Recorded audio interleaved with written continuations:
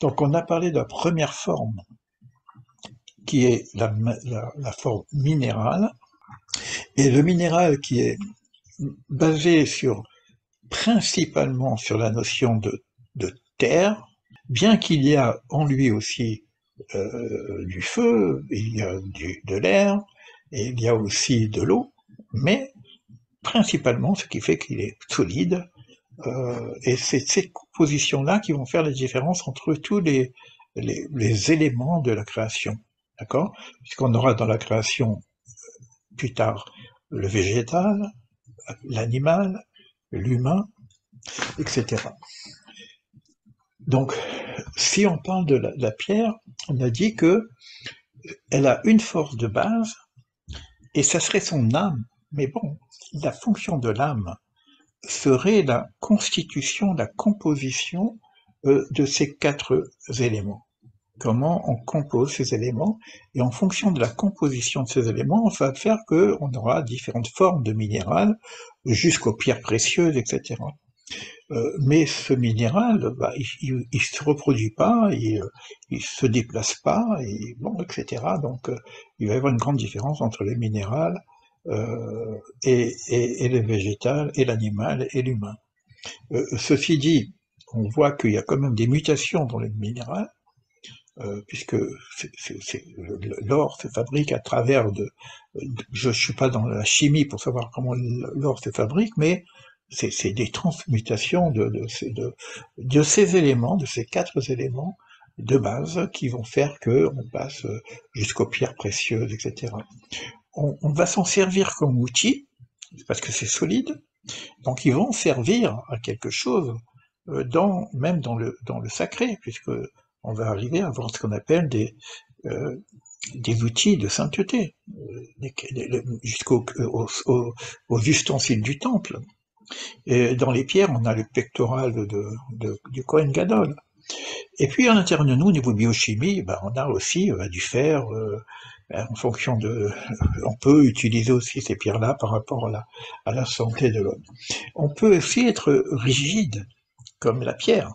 Tout à l'heure, j'ai parlé du psychorigide, par exemple, ou le pierre de cœur, etc. Donc, on aurait peut-être un travail psychologie à faire pour sortir du psychorigide, c'est-à-dire des croyances qui sont figées, qu'on ne peut pas bouger, et éventuellement de ce cœur de pierre qu'il faut transformer en cœur de chair, pourquoi pas en cœur de lumière.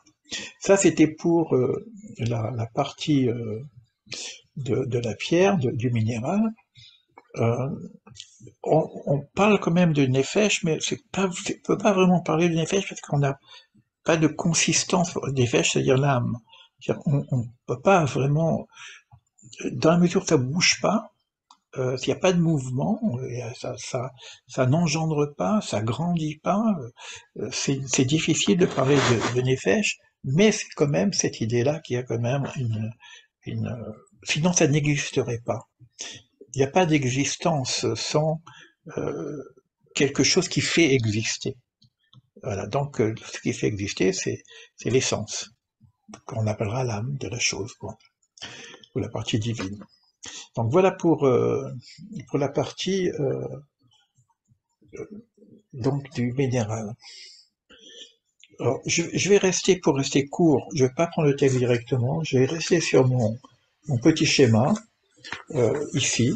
C'est un résumé, mais je reprendrai le texte en détail, parce que nous avons parlé plus d'une heure sur les questions de ce qu'apporte la Kabbale. Euh, euh, je vais rester un petit peu sur les généralités de ce végétal, qu'on reprendra la prochaine fois.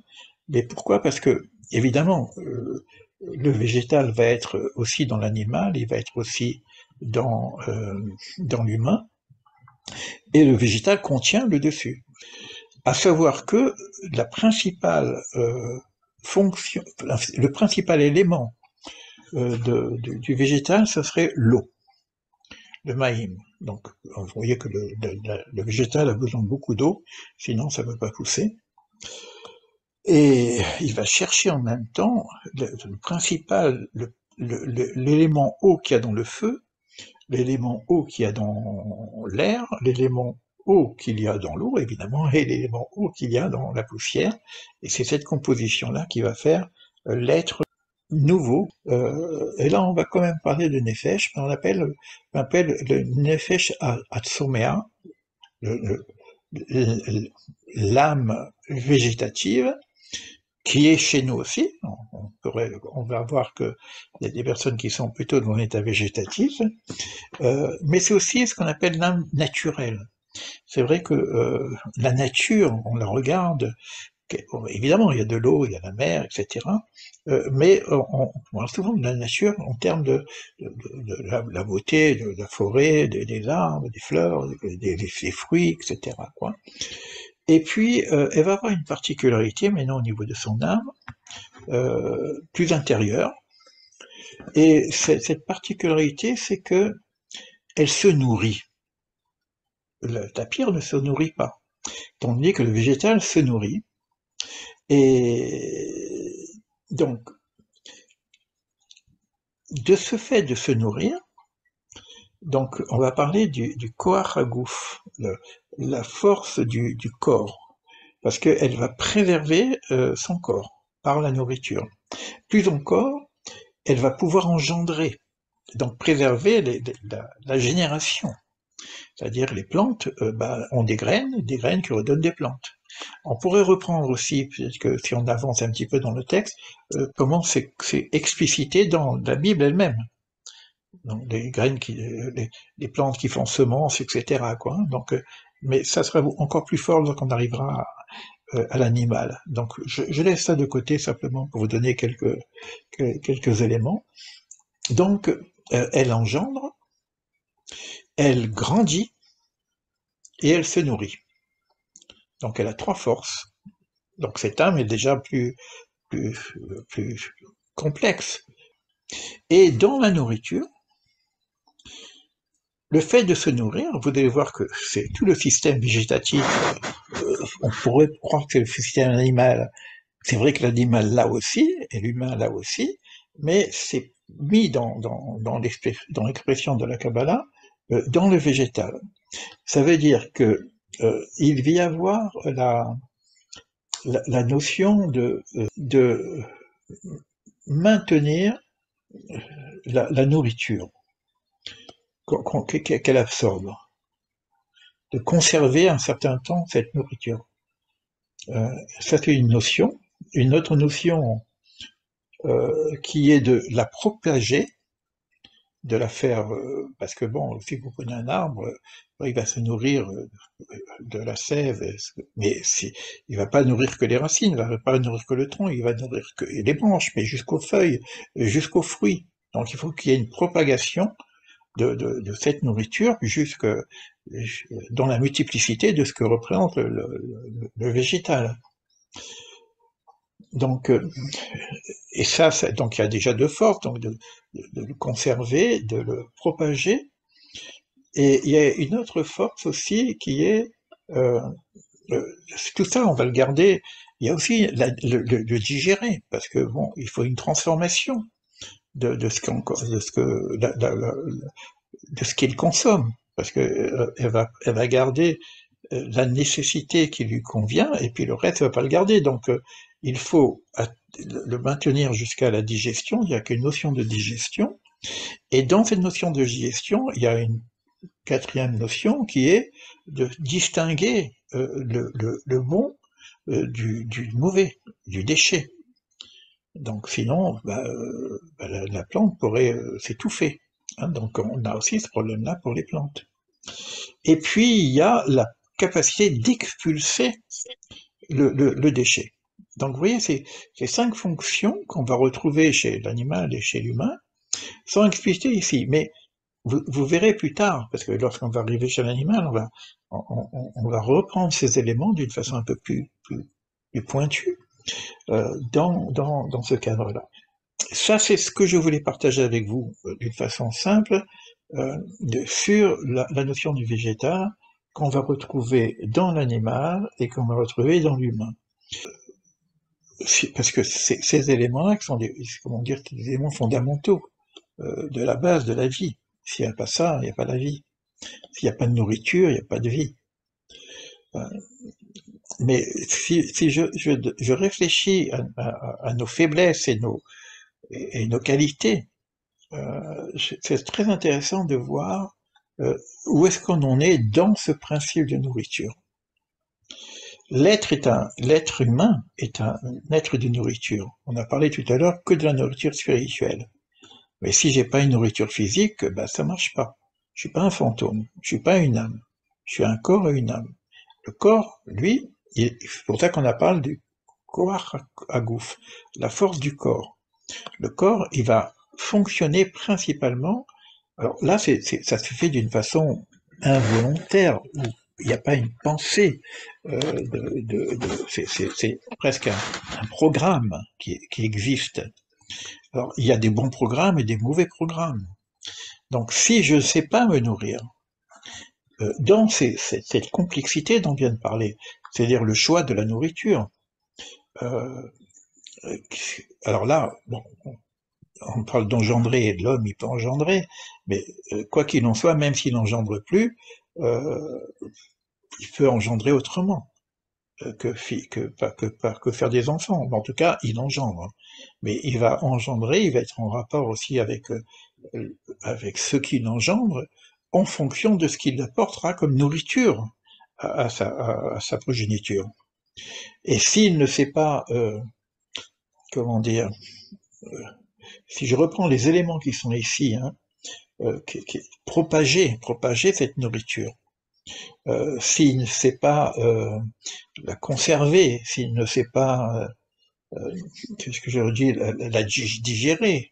C'est intéressant parce qu'on voit plein de trucs spirituels. C'est quoi la digestion? On peut parler de nourriture spirituelle, je digère ou je digère pas. Donc si je mets maintenant ça au niveau de l'humain, il n'y a pas que la nourriture physique, il va y avoir même la nourriture spirituelle. Eh ben, ça sera la même chose. Je dois pouvoir créer des élèves, je dois pouvoir propager, diffuser, enseigner, je dois pouvoir conserver ce que j'ai appris, sinon si je l'oublie, ça ne sert plus à rien. Mais en même temps, distinguer le bien du mal, le vrai du faux, dans ce qu'on apprend, etc. Et savoir expulser, ne pas garder ce qui est pas juste, etc.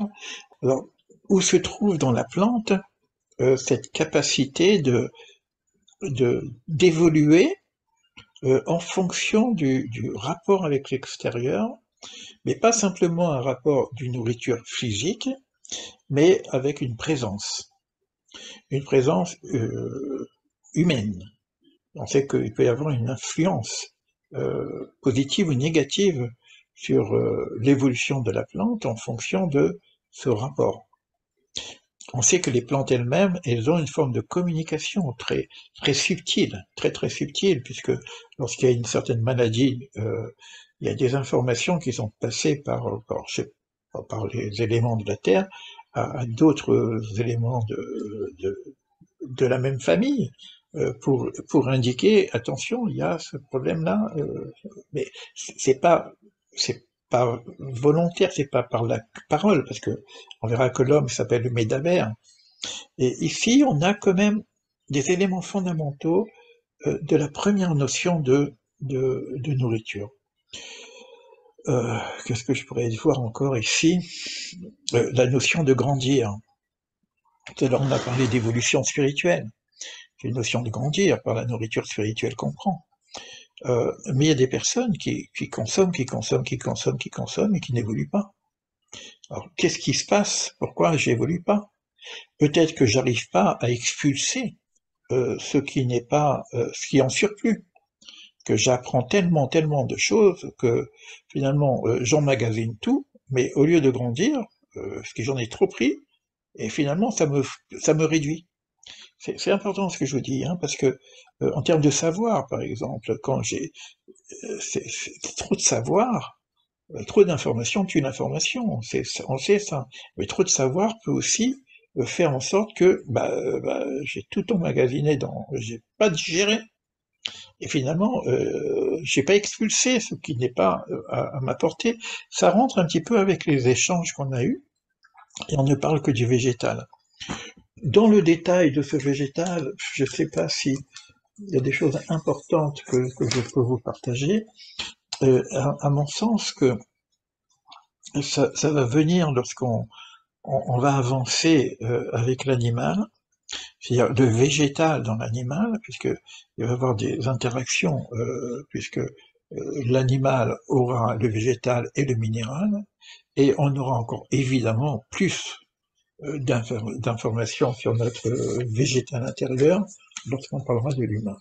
On reprendra tout ça ensemble. Bon, moi je vais rester uniquement sur ça parce qu'on a passé du temps sur la nourriture en général, au spirituel, mais c'est intéressant de voir quelle partie végétale que nous avons dans la nourriture spirituelle. On va échanger maintenant sur cette partie-là. Hein. On reprendra tout ce qu'on a échangé, on reprendra, puisque je vous ai ouvert le livre sur l'âme, le Nefesh, du Ramchal, pour participer, partager ce que éventuellement la Kabbale existentielle, je dis bien existentielle, peut nous apporter.